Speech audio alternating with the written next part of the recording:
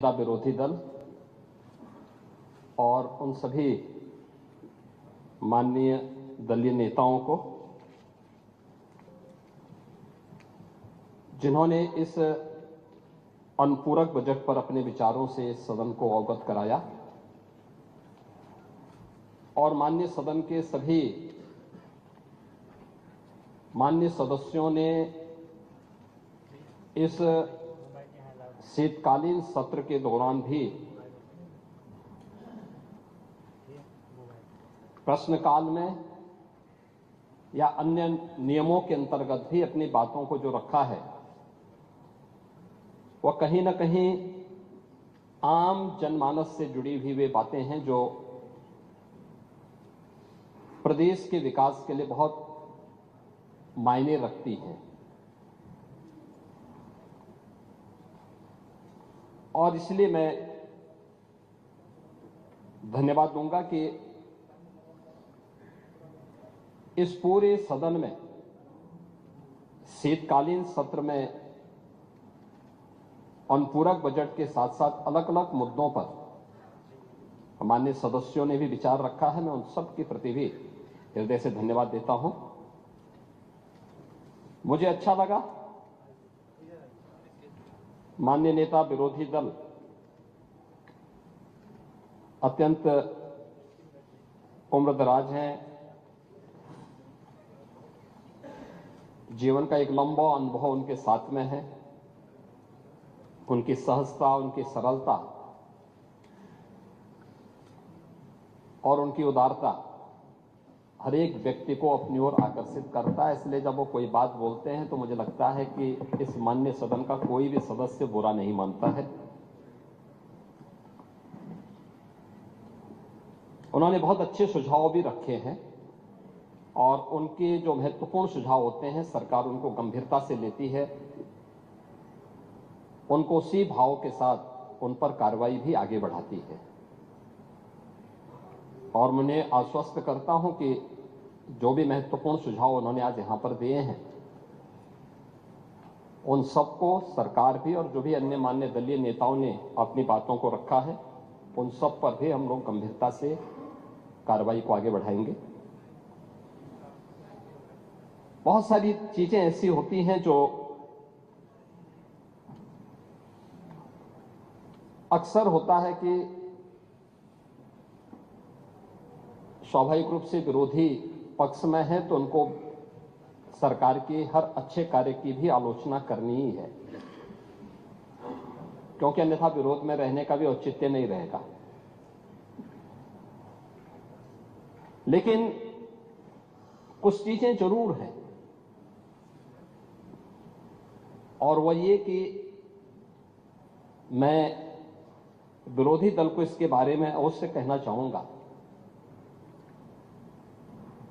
आपने उदारता से हमारे सामने नेता प्रतिपक्ष के रूप में अत्यंत वरिष्ठ सदस्य को और एक बुजुर्ग को जो अपनी सहजता और सरलता के लिए जाने जाते हैं, जिनके प्रति एक सामान्य सम्मान का भाव हम लोगों के मन में होता है, तो हम लोगों को विरोधी दल के प्रति जो कठोरता रहती है वो वैसे ही सामान्य रूप से सहजता में बदल जाती है।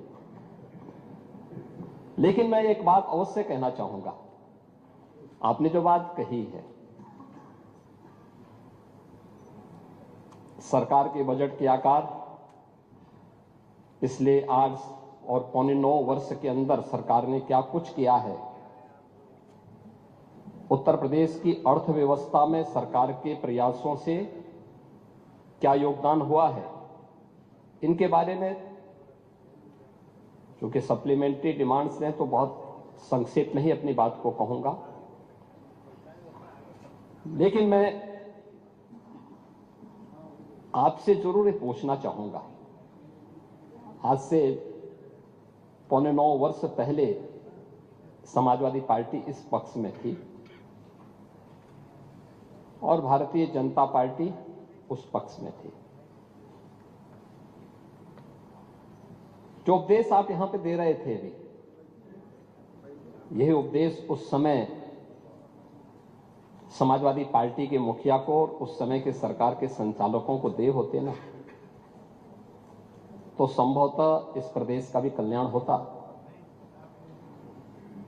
हमने क्या किया है मैं उसके बारे में भी चर्चा करूंगा। इसलिए मैं समाजवादी पार्टी से और विरोधी पक्ष से कहना चाहूंगा कि तो इधर उधर की बात मत कर, यह तो बता कि ये काफिला क्यों लूटा। जो समाजवादी पार्टी तितर बितर हो गई, अस्त व्यस्त हो गई, इस पूरे प्रदेश के सामने पहचान का संकट खड़ा किया, अराजकता का जो तांडव खड़ा किया था, कौन इसके लिए दोषी था?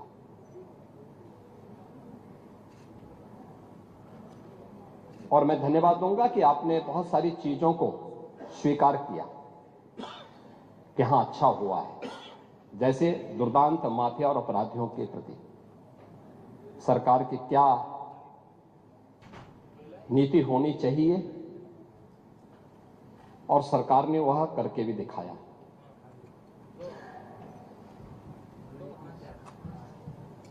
राज्य की अर्थव्यवस्था को आगे बढ़ाने के लिए स्पष्ट नीति हो और उन्हें लागू करने की दृढ़ इच्छा शक्ति हो तो परिणाम लाए जा सकते हैं। 4 आयाम उसके हैं और उन चारों आयामों पे सरकार ने किस रूप में कार्य किया है। कोई व्यक्ति हो, समाज हो, संस्था हो,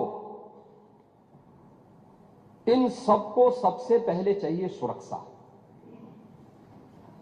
सुरक्षा का एक बेहतरीन वातावरण हो, कानून का राज हो,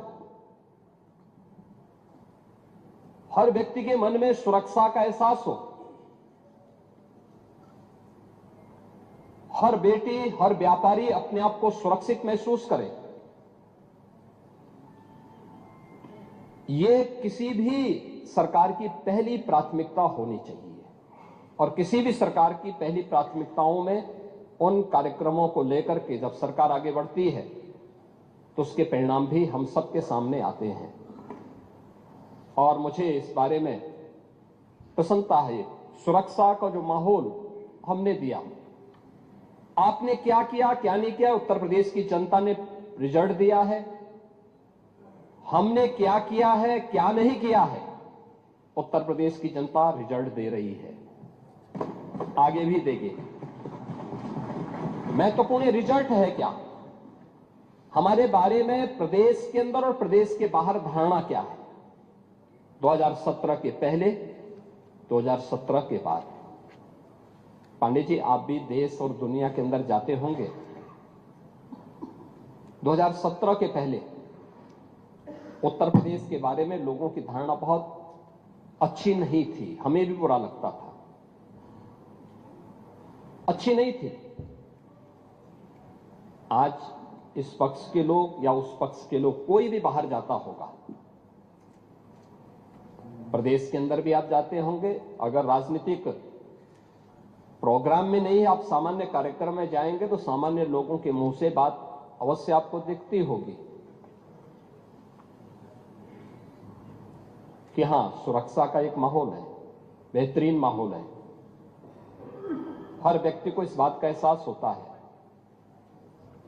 देश के अंदर कहीं जाते हैं, लोगों के मन में एक एहसास होता है कि हां, यूपी सुरक्षित है, अच्छा है, दंगा नहीं है, अराजकता नहीं है,